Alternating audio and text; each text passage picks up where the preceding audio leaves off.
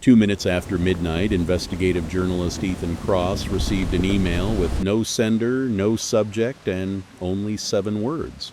Subject 7 is awake. Find Blackridge. Most anonymous messages disappear into spam. This one included a classified military map, a blurry surveillance image, and coordinates leading to a place that officially didn't exist. At first, Ethan assumed it was an elaborate hoax, but the coordinates matched an abandoned military research facility hidden beneath Blackridge Mountain, a place that had supposedly been shut down more than 20 years earlier after a catastrophic accident.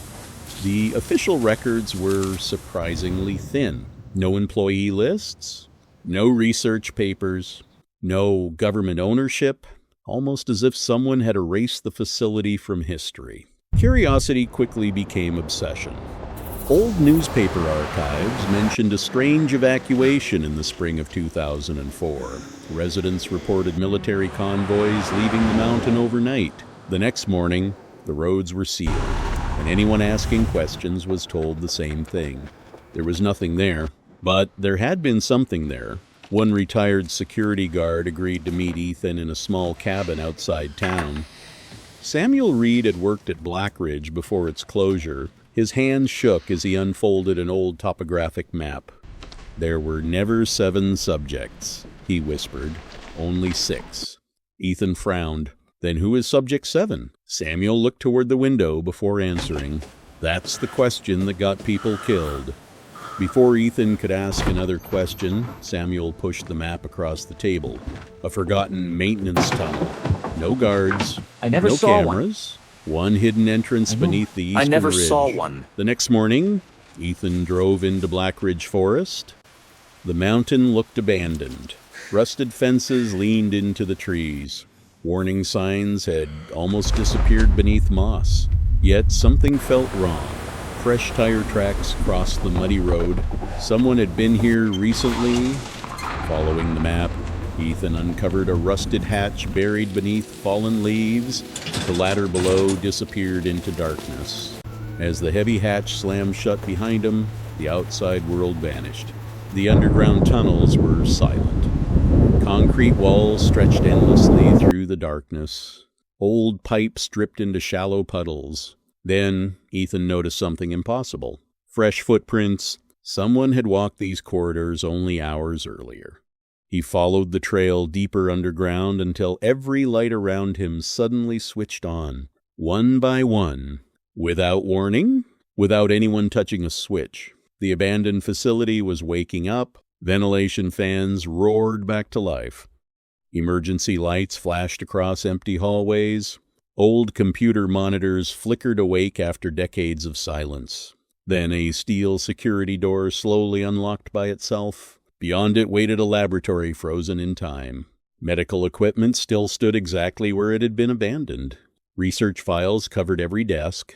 On one wall hung dozens of photographs connected by handwritten notes and red markings. Every document pointed toward the same project. Project Echo 17. Hidden inside a locked archive cabinet, Ethan discovered an old VHS recording labeled simply, "Observation Log." The tape began normally. Scientists moved through brightly lit hallways. Researchers monitored 6 sealed observation rooms.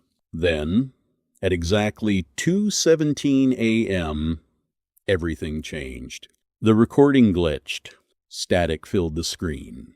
When the picture returned, 14 minutes had vanished. The observation room was empty.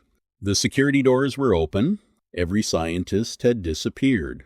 No alarms, no struggle, no explanation, only silence. Searching the laboratory, Ethan found another hidden vault concealed behind a false wall. Inside were thousands of classified documents. The government had officially declared Project Echo 17 terminated. But another report, filed months later, carried a different stamp. Operations continue. The deeper Ethan searched, the more disturbing the truth became.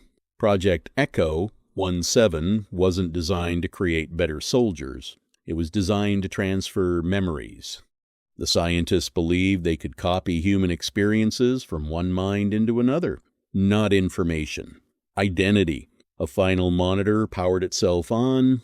Dr. Evelyn Hart appeared on the screen, speaking directly into the camera. "If you're watching this, we failed?" She paused. Subject 7 retained memories that were never implanted. Her face tightened. "And someone outside this facility now carries them too."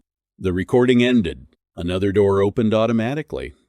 Behind reinforced glass sat a single containment room labeled Subject 7. The chair inside rocked gently, but the room was empty. Ethan stepped closer. Nothing. No person. No evidence. Only silence. Then his recorder activated by itself. A distorted voice whispered through the speaker. "Welcome back. Subject 8. Ethan froze. He had spent days investigating a forgotten experiment. But what if the investigation had never been about uncovering the truth? What if it had been about bringing him back? And if Ethan was Subject 8, who had been watching him since the very beginning?